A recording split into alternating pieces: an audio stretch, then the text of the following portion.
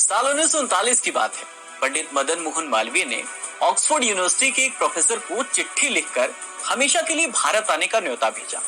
Professor ने भी खुशी खुशी ये न्योता स्वीकार कर लिया और ऑक्सफोर्ड की नौकरी छोड़कर भारत चले आए। ये प्रोफेसर कोई और नहीं बल्कि डॉक्टर सर्वपल्ली राधाकृष्णन थे। पंडित मालवीय ने उन्हें बनारस हिंदू विश्वविद्यालय का वाइस चांसलर बना दिया। 20 साल की उम्र में फिलॉसफी पढ़ा रहे डॉक्टर राधाकृष्णन के लिए ये टर्निंग पॉइंट साबित हुआ। इसके बाद ही प्रोफेसर राजनीति और कूटनीति के दरवाजे पर दस्तक देता है। ये दस्तक इतनी तेज थी कि डॉक्टर राधाकृष्णन आजाद भारत के पहले उपराष्ट्रपति और दूसरे राष्ट्रपति भी बने। उनकी ये कहानी बताती है कि एक शिक्षक जब राजनयिक बनता है तो कैसे वो माओ और स्टालिन जैसे तानाशाहों के गाल थपथपाकर या बालों को सहलाकर उनसे शिष्यों की तरह बात कर सकता है। दरअसल बनारस हिंदू विश्वविद्यालय के वीसी बनने के बाद राधाकृष्णन पहली बार जवाहरलाल नेहरू के संपर्क में आए। वो कभी कांग्रेस में नहीं रहे, ना ही वो आजादी की लड़ाई से सीधे जुड़े हुए थे। इसके बावजूद भी जब 6 दिसंबर 1946 को संविधान सभा बनी तो उन्हें इसका सदस्य बनाया गया। 15 अगस्त 1947 को देश आजाद हो गया। ये वो समय था जब दूसरा विश्व युद्ध खत्म होने के बाद दुनिया दो ध्रुवों में बंट चुकी थी। एक तरफ अमेरिका की अगुवाई में पूंजीवादी पश्चिमी देश थे, तो दूसरी ओर विशाल सोवियत संघ की अगुवाई में कम्युनिस्ट और ऐसे देश जो किसी न किसी रूप में सोवियत संघ के करीब थे। 1949 आते आते देश के पहले प्रधानमंत्री जवाहरलाल नेहरू गुट निरपेक्षता के बारे में सोचने लगे थे। इधर संविधान भी बनकर करीब करीब तैयार था।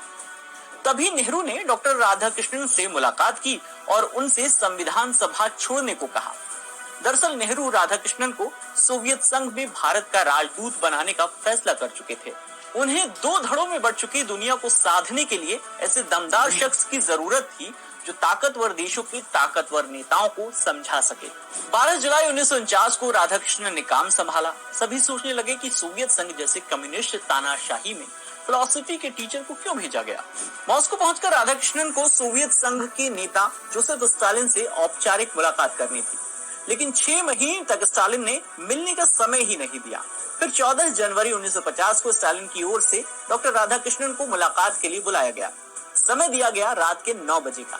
खास बात यह है कि स्टालिन दूसरे देशों के राजनयिकों से रात 12 बजे के बाद ही मिलते थे। के सच्चिदानंद मूर्ति और अशोक बोहरा की किताब Radhakrishnan his life and ideas के 12वें चैप्टर में इस खास मुलाकात का जिक्र मिलता है।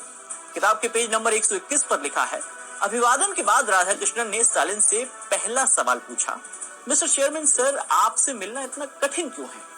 स्टालिन ने जवाब दिया, क्या वाकई मुझसे मिलना इतना कठिन है? देखिए, हम और आप मिल तो रहे हैं। इसके बाद दोनों के बीच का माहौल इतना सहज हो गया कि सिर्फ 5 मिनट की ये मुलाकात 3 घंटे तक चली। पूरी मुलाकात के दौरान राधाकृष्णन स्टालिन को मार्शल और स्टालिन राधाकृष्णन को प्रोफेसर कहकर संबोधित करते रहे। एक और किस्सा है साल 1957 का। डॉक्टर राधाकृष्णन उपराष्ट्रपति थे और चीन के दौरे पर गए थे। इस दौरान उनकी मुलाकात उस दौरान चीन के प्रसिद्ध नेता माओ से होनी थी। माओ ने राधाकृष्णन को अपने घर बुलाया। जब राधाकृष्णन माओ के घर पहुंचे तो माओ उनको रिसीव करने के लिए आंगन में खड़े थे। आंगन में ही दोनों नेताओं ने हाथ मिलाया। यह जाने क्या सोचकर राधाकृष्णन ने माओ के बाएं गाल को थपथपा दिया। इस व्यवहार पर माओ के कुछ बोलने से पहले ही राधाकृष्णन ने कहा कि अध्यक्ष महोदय, परेशान मत होइए, मैं स्टालिन और पोप के साथ भी यही अपनापन दिखा चुका हूँ। इसके अलावा 5 सितंबर यानी डॉक्टर राधाकृष्णन के जन्मदिन को टीचर्स डे के रूप में मनाने से जुड़ा हुआ भी एक किस्सा है। ऐसा कहा जाता है कि साल 1962 में जब वो भारत के राष्ट्रपति थे, तब उनके छात्रों ने उनके जन्मदिन को एक विशेष दिन के रूप में मनाने की अनुमति लेने के लिए उनसे संपर्क किया।